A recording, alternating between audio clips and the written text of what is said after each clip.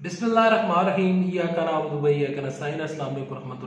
नाज़रीन, बड़ी खबर, दो अहम शख्सियात की गिरफ्तारी, वारंट गिरफ्तारी जारी कर दिया गया है।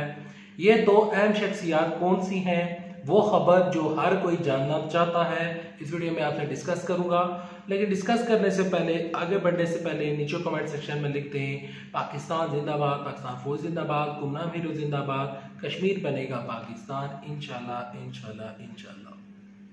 खबरें बिल्कुल वैसे ही आ रही हैं जैसे कि मैंने आपको बताई थी। जो मौजूदा सूरत हाल और जो पीछे सूरत हाल चलती रही है, तमाम चीज़ें और जो तमाम सिचुएशन जिस तरह मैंने समझाई थी, तमाम चीज़ें उसी तरीके के साथ हो रही हैं। नई खबरें जो आई हैं जो कि आपके लिए जानना इंतहाई ज़रूरी है, तो सुनिएगा। पिछले दिनों एक खबर वायरल हो रही थी कि आसिफ जरदारी इंतकाल कर गए हैं। आसिफ जरदारी के इंतकाल के ऊपर बहुत सारी वीडियो बनी और लोगों ने, किसी ने कौन सा बंदा पकड़ कर ये बताया कि ये है वो गवाह जो ये बात जानता है कि आसिफ जरदारी इस दुनिया से चले गए हैं और वो इंतकाल कर गए हैं। हर बंदे ने ये झूठी खबर फैलाई कि आसिफ जरदारी जो है वो इंतकाल कर चुके हैं, ये हो गया है, वो हो गया है। उसके ऊपर मैंने एक वीडियो आपको बनाकर बताई थी और उसमें मैंने आपको दिखाया था कि वो खबर जो मीडिया आपसे छुपा रहा था कि आसिफ जरदारी जिंदा है, मर गए हैं, किधर है किधर नहीं है। आसिफ जरदारी के ऊपर तमाम चीजें मैंने आपको पहले ही क्लियर कर दी थी। आसिफ जरदारी की मौत के बारे में जो खबर थी, वो खबर इस वजह से फैलाई जा रही थी कि आसिफ जरदारी के ऊपर एक नया केस खुला था और वो केस था तोशाखाना, जो यानी कि जो बंदे के इख्तरात होते हैं उससे ज्यादा नाजायज इस्तेमाल जब किया जाता है, तो तोशाखाना का एक केस था, वो नैब की अदालत की तरफ से ये केस खुला था। इस केस में हुआ ये था कि नैब की अदालत ने, नैब ने पूछा था आसिफ, जो यूसुफ रजा गिलानी है, उनको उन्होंने नोटिस जारी किया था और इसके अलावा आसिफ जरदारी को नोटिस जारी किया था और इसके अलावा मियां नवाज शरीफ को नोटिस जारी किया था। ये जो तोशाखाना केस था, इसमें जो नवाज शरीफ थे, उन्होंने जो सरकारी खजाने थे वहाँ से उन्होंने जहाज में डिफरेंट तरह के सफ़र किए थे। तो उसके अलावा जो आसिफ जरदारी हैं, उन्होंने ये किया था कि इन्होंने अपनी गाड़ियाँ निकलवाई थी और यूसुफ रजा गिलानी ने वो साइन किए थे और उसके बाद तमाम चीज़ें हमारे सामने निकल कर आई थी। और इसके अलावा वो गाड़ियाँ जो थी वो आसिफ जरदारी के ज़ेरे इस्तेमाल में रही थी। तो उसके बाद तोशाखाना का केस चला। उस केस की कल पेशी हुई। उस केस की कल जब पेशी हुई, उस पेशी के ऊपर उन्होंने तीनों बंदों को बुलाया हुआ था नैब की अदालत ने, जिसमें यूसुफ रजा गिलानी, जिसमें नवाज शरीफ थे और जिसमें आसिफ जरदारी थे। आसिफ जरदारी का मैंने आपको बताया कि वो बीमारी के पीछे छुप रहे थे और बीमारी होने की वजह से वो कल नैब की अदालत में पेश नहीं हुए, पेश भी नहीं हुए और पेश होना भी नहीं चाहते। यहाँ पर जो यूसुफ रजा गिलानी है, जो कि साबिक प्राइम मिनिस्टर थे, जिन्होंने पाकिस्तान के साथ गद्दारी भी की थी, वो नेक्स्ट किसी वीडियो में आपको डिस्कस करके बताऊंगा कि उन्होंने किस तरह गद्दारी की थी। वो तमाम चीज़ें नेक्स्ट वीडियो में डालूंगा। जो यूसुफ रजा गिलानी है वो नैब की अदालत में पेश हुए। नैब की अदालत ने कल किया क्या, फैसला क्या आया, उन्होंने क्या फैसला किया, वो आपको बताने से पहले जो यूसुफ रजा गिलानी है, उन्होंने कल एक प्रेस कॉन्फ्रेंस की। उस प्रेस कॉन्फ्रेंस में उन्होंने ये कहा कि मेरे ऊपर जितने भी एलिगेशन लगे हैं, मेरे ऊपर जितने भी इल्ज़ाम लगे हैं, ये इल्ज़ाम जो हैं वो बेबुनियाद है। मैं इन इल्ज़ाम को नहीं मानता, मैं करप्शन करने का सोच भी नहीं सकता। मैं एक बिल्कुल ही ईमानदार शख्स था।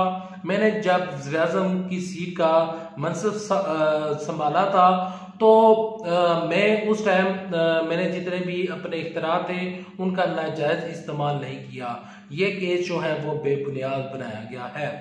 नैब की अदालत ने किया ये कि जो नवाज शरीफ है वो तो इंग्लैंड बैठे हुए थे, तो इस वजह से उनको हाजिरी से इस्तिस्ना तो था, क्योंकि वो तो आ ही नहीं रहे थे। जब वो आ ही नहीं रहे थे तो हुआ ये कि नवाज शरीफ की तरफ से कोई बंदा भी नहीं गया। ये जो केस चल रहा था, तो जब ये केस चल रहा था तो इस पर पीपल्स पार्टी की तरफ से यूसुफ रजा गिलानी पेश हो गए। यूसुफ रजा गिलानी और जो अब्दुल मजीद ओमनी ग्रुप वाले हैं, उनकी जब गिरफ्तारी की इस्तदा की गई तो उन्होंने उसकी इस्तदा को मुस्तरद कर दिया। नैब के जो नैब कोर्ट के जो जज है, उन्होंने कल उनकी जो गिरफ्तारी, जो नैब के प्रोसिक्यूटर थे उनकी तरफ से ये इस्तदा की गई कि इनको गिरफ्तार कर लिया जाए, तो जजों ने वो इस्तदा जो थी वो मुस्तरद कर दी। लेकिन कल जजों ने एक बड़ा अच्छा फैसला सुनाया। उस फैसले में उन्होंने ये किया कि उन्होंने कहा कि नवाज शरीफ पेश नहीं हो रहे और नवाज शरीफ पेश नहीं हुए।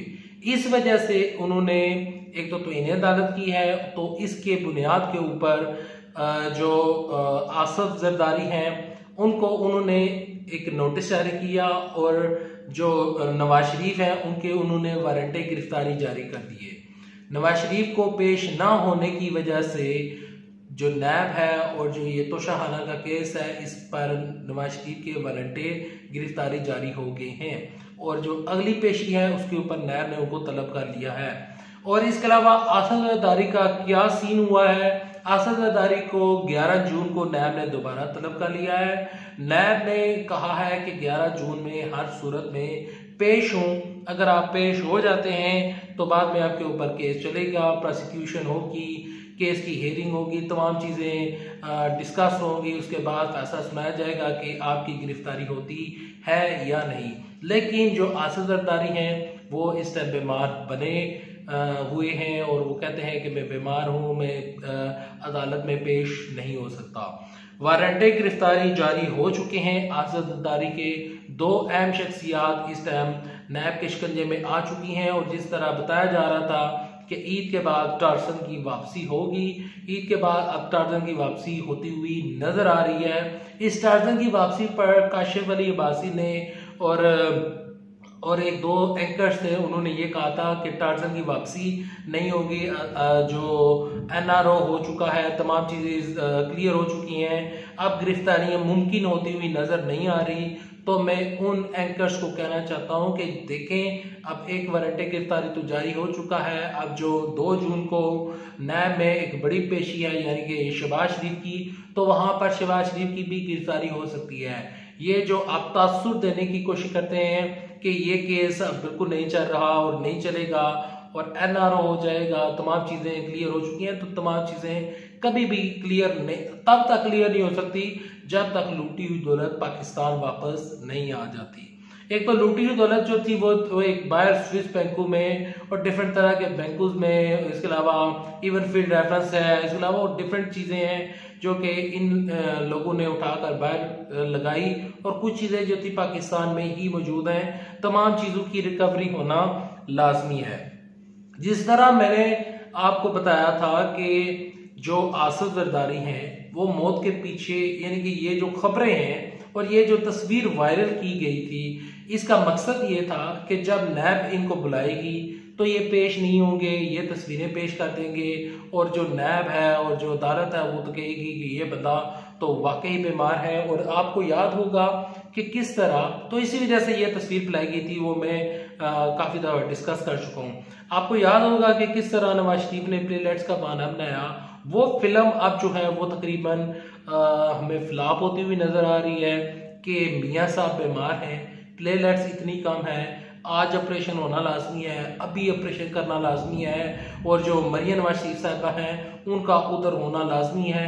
ये फिल्म अभी कहाँ तक पहुंची है, इस फिल्म के बारे में तमाम चीज़ें जो हैं वो आपसे इंशाल्लाह किसी नेक्स्ट वीडियो में डिस्कस करूँगा।